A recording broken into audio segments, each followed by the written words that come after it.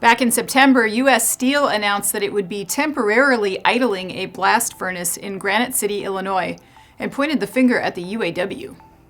At the time, leadership at the plant called the shutdown risk mitigation, as the UAW strike softened demand for steel from automotive customers.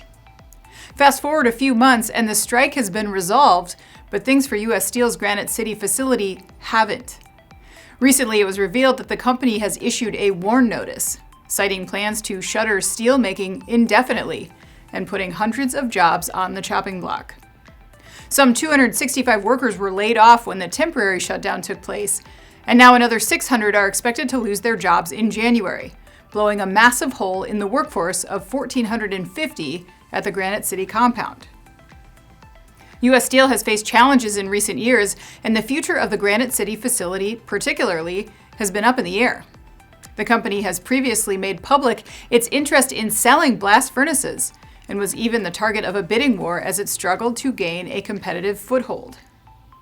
Because of the drama surrounding it, the stated reasoning for the initial idling of the Granite City facility back in September was met with skepticism.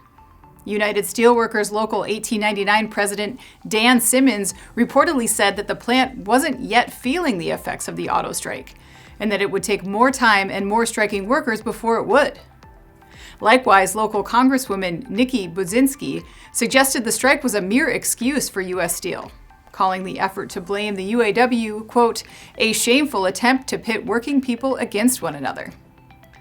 This week, U.S. Steel Senior Vice President and Chief Manufacturing Officer Scott Bukiso reportedly said that demand from the idled operation would be taken on at other facilities, and that rolling and finishing would still take place at Granite City using slabs sourced from other sites.